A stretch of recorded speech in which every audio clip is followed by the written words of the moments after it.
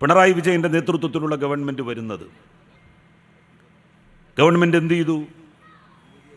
നടക്കില്ല എന്ന് UDF പറഞ്ഞ ജമാഅത്തെ ഇസ്ലാമിയെ പോലെയുള്ള ആളുകൾ നാട്ടിൽ പ്രചരിപ്പിച്ച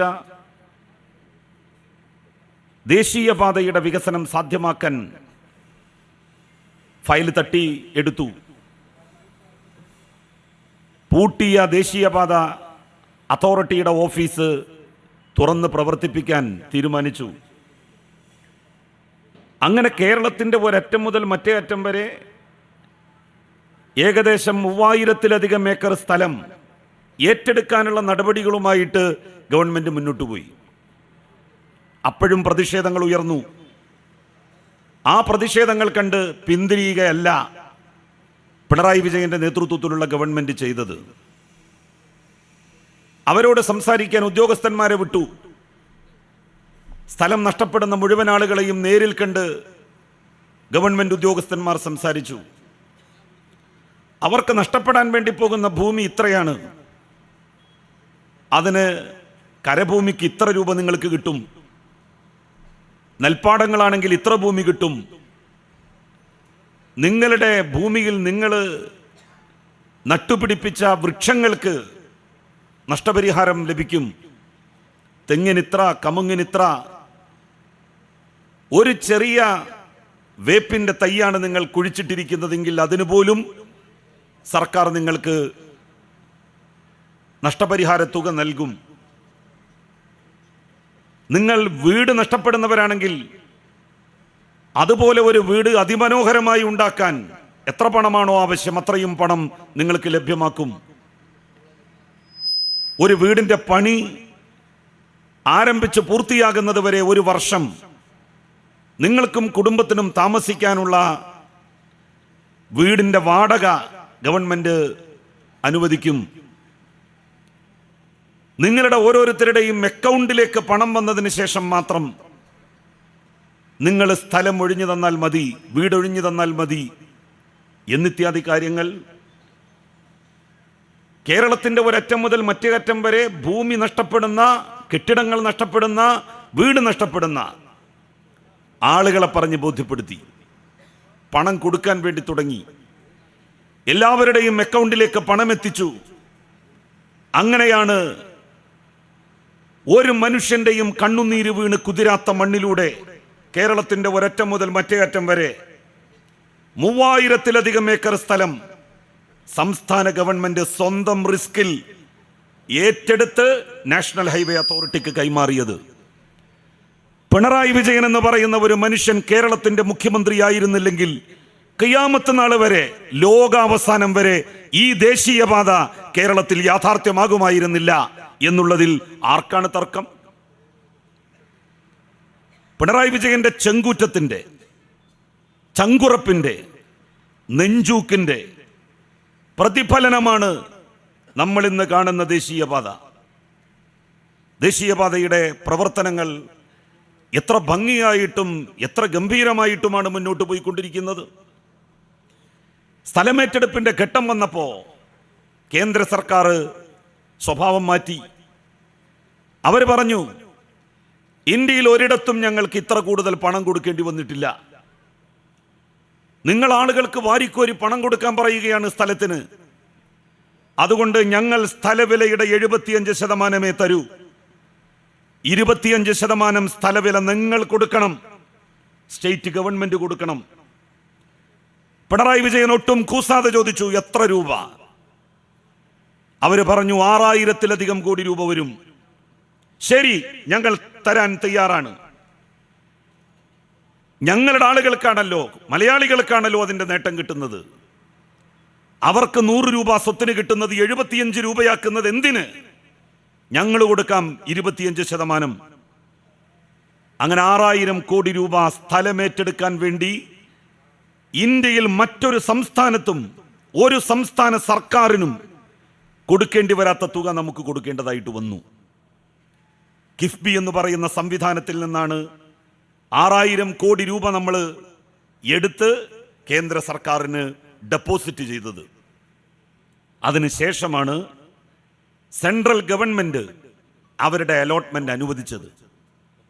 അങ്ങനെയാണ് 3000-ലധികം ഏക്കർ സ്ഥലം നമ്മൾ ഏറ്റെടുത്തത്. ഏതെങ്കിലും ഒരാൾ പറഞ്ഞോ എനിക്ക് പണം കിട്ടിയിട്ടില്ല എന്ന്?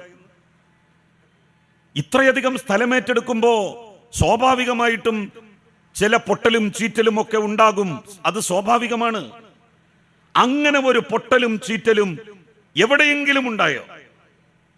ആരെങ്കിലും കരഞ്ഞുകൊണ്ട് ക്യാമറകൾക്ക് മുന്നിലെത്തിയോ? അവര് പരാതിപ്പെട്ടോ, പരിഭവിച്ചോ? ഞങ്ങൾക്ക് ഈ സർക്കാർ പണം തന്നിട്ടില്ല. കുടുംബക്കാര് തമ്മിൽ വക്കാണമുള്ള കേസുള്ള സ്ഥലങ്ങളുണ്ട്. ആ കേസുള്ള സ്ഥലങ്ങൾ, അവയുടെ പണം കോടതിയിൽ ഗവൺമെന്റ് കെട്ടിവെച്ചു. എന്നാണ് ജ്യേഷ്ഠാനുജന്മാർ തമ്മിൽ, കുടുംബക്കാർ തമ്മിൽ കേസ് തീരുന്നത്? അന്ന് ഈ സംഖ്യ എത്ര വർഷം കഴിഞ്ഞാണെങ്കിലും കോടതിക്ക് അതിന്റെ പലിശ സഹിതം ബാങ്കിൽ നിന്ന് കിട്ടുന്നത് ഈ ബന്ധപ്പെട്ട കക്ഷികൾക്ക് കൊടുക്കാം. ഒരാളുടെയും സ്ഥലവിലയുടെ 1 രൂപ പോലും സംസ്ഥാന ഗവൺമെന്റ് റിലീസ് ചെയ്യാതിരുന്നില്ല. അങ്ങനെ പിണറായി വിജയന്റെ നേതൃത്വത്തിൽ നടത്തിയ ഭഗീരഥായത്നത്തിന്റെ ഫലമായിട്ടാണ് നാഷണൽ ഹൈവേ നമ്മളുടെ സംസ്ഥാനത്ത് യാഥാർത്ഥ്യമായത്. UDF ആണ് ഭരിക്കുന്നതെങ്കിൽ, അവരുടെ കാലത്താണ് ഈ 3000 ഏക്കർ സ്ഥലമേറ്റെടുക്കുന്നതെങ്കിൽ എന്തായിരിക്കും ഈ നാട്ടിലെ അവസ്ഥ?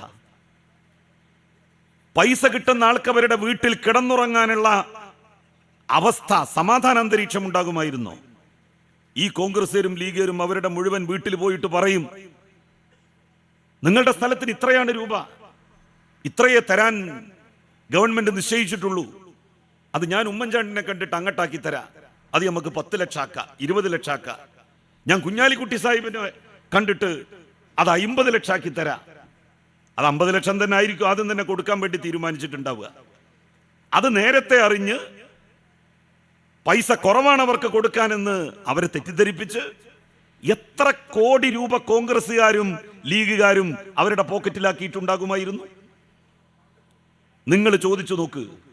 ഈ ദേശീയപാതക്ക് 3000 ഏക്കർ സ്ഥലം ഏറ്റെടുത്തിട്ട് ഏതെങ്കിലും ഒരു മനുഷ്യന്, ഏതെങ്കിലും ഒരു കമ്മ്യൂണിസ്റ്റ് പാർട്ടിയുടെ പ്രവർത്തകന്, ഇടതുപക്ഷ ജനാധിപത്യ മുന്നണിയുടെ പ്രവർത്തകന് ഒരു കട്ടൻ ചായ വാങ്ങിക്കൊടുക്കേണ്ട അവസ്ഥ ഉണ്ടായിട്ടുണ്ടോ? ഒരു കട്ടൻ ചായ 10 പൈസ ആർക്കെങ്കിലും ചെലവായോ?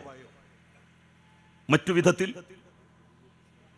കേരളത്തിൽ UDFന്റെ സർക്കാരിന്റെ സമയത്ത് സ്ഥലമേറ്റെടുപ്പ് നടന്നിരുന്നു എങ്കിൽ ഇതാകുമായിരുന്നു അവസ്ഥ. ഒരാളെയും ദ്രോഹിക്കാതെ, ഒരാളെയും പ്രയാസപ്പെടുത്താതെ, ഒരാൾക്ക് കിട്ടേണ്ട വിഹിതവും 1 രൂപ പോലും കുറക്കാതെ അവർക്ക് ലഭ്യമാക്കിയ ഈ സർക്കാരിനെ അഭിനന്ദിക്കാൻ കഴിഞ്ഞില്ലെങ്കിൽ ഇകഴ്ത്താതിരിക്കാനെങ്കിലും ശ്രമിക്കണ്ടേ കോൺഗ്രസ്സുകാരും ലീഗും? നിങ്ങൾക്ക് സാധിക്കുമായിരുന്നോ? ഏത് നേതാവിന് നെഞ്ചൂക്കോടുകൂടി പറയാൻ പറ്റും ഞങ്ങൾ വന്നിരുന്നെങ്കിൽ ഞങ്ങൾക്ക് കഴിയുമായിരുന്നു എന്ന്? 4 ആളുകളുടെ എതിർപ്പ് കാണുമ്പോൾ പേടിച്ച് പിന്നോട്ടോടുന്ന പാരമ്പര്യമല്ലേ ഇവർക്കെന്നും ഉണ്ടായിട്ടുള്ളത്? കേരളത്തിൽ ഈ 6 വരിപ്പാത ഉണ്ടാക്കാൻ പോകുന്ന പുരോഗതിയും അഭിവൃദ്ധിയും, നമ്മളുടെ ഭാവി തലമുറക്കുണ്ടാകാൻ വേണ്ടി പോകുന്ന വലിയ നേട്ടം അവരാലോചിച്ചിട്ടുണ്ടോ? അവർക്ക് കഴിയാത്തത് ഇടതുപക്ഷ ജനാധിപത്യ മുന്നണി സഖാവ് പിണറായി വിജയന്റെ നേതൃത്വത്തിൽ നടത്തിയപ്പോ അസൂയപ്പെടുകയാണ്. 10 ആളുകളുള്ള നിങ്ങളുടെ പാർട്ടിയിൽ, നിങ്ങളുടെ പാർട്ടിയുടെ നേതാക്കന്മാർക്കിടയിൽ 25 അഭിപ്രായമല്ലേ ഓരോ കാര്യത്തെ സംബന്ധിച്ചും എന്നും ഉണ്ടായിട്ടുള്ളത്? ഒരു ഏകാഭിപ്രായം എന്നെങ്കിലും കോൺഗ്രസിനും ലീഗിനും ഇടയ്ക്ക് രൂപപ്പെട്ടു വന്നു എന്ന് നിങ്ങൾക്ക് ചൂണ്ടിക്കാണിച്ചു തരാൻ സാധിക്കുമോ? കോൺഗ്രസ് ഇടത്തോട്ട് നടക്കുമ്പോ ലീഗ് വലത്തോട്ട്, കോൺഗ്രസ് തെക്കോട്ട് നടക്കുമ്പോ ലീഗ് വടക്കോട്ട്. നേതാക്കന്മാർക്കിടയിൽ അഭിപ്രായം സ്വരൂപണം ഉണ്ടാകുന്നില്ല എന്ന് മാത്രമല്ല, പ്രവർത്തകന്മാർക്കിടയിൽ ഐക്യമുണ്ടോ? അവർക്ക് ഇത്യാദി കാര്യങ്ങളിൽ ഐക്യപ്പെടാൻ സാധിച്ചിട്ടുണ്ടോ? നമ്മൾ ഓരോരുത്തരും ആലോചിക്കേണ്ട കാര്യമാണ്. ഇടതുപക്ഷ ജനാധിപത്യ മുന്നണി അങ്ങനെയാണോ? ദേശീയപാത വികസനത്തിന്റെ കാര്യത്തിൽ ഒരു എതിർസ്വരം എവിടെ നിന്നെങ്കിലും ഉയർന്നോ? പിണറായി വിജയന്റെ നേതൃത്വത്തിൽ നടന്ന സർക്കാരിന്റെ പ്രവർത്തനങ്ങളിൽ ഏതെങ്കിലും ഒരു ഘടകകക്ഷി അതൃപ്തി രേഖപ്പെടുത്തിയോ? ഈ ദേശീയപാത വികസനം തന്നെ ഈ 10 വർഷം കേരളത്തിലെ ജനങ്ങൾ പിണറായി വിജയന് ഭരണാംഗീകാരത്തിനുള്ള അനുമതി നൽകിയതിന് സർക്കാർ നൽകിയിട്ടുള്ള സമ്മാനമാണ്. അതുകൊണ്ട് തീർന്നോ? ദേശീയപാതയുടെ വികസനം മാത്രമാണോ നമ്മളുടെ സംസ്ഥാനത്ത് കഴിഞ്ഞ 10 വർഷത്തിനിടയിൽ നടന്നത്? സമാനതയില്ലാത്ത വികസനമാണ് ദേശീയപാത വികസനം.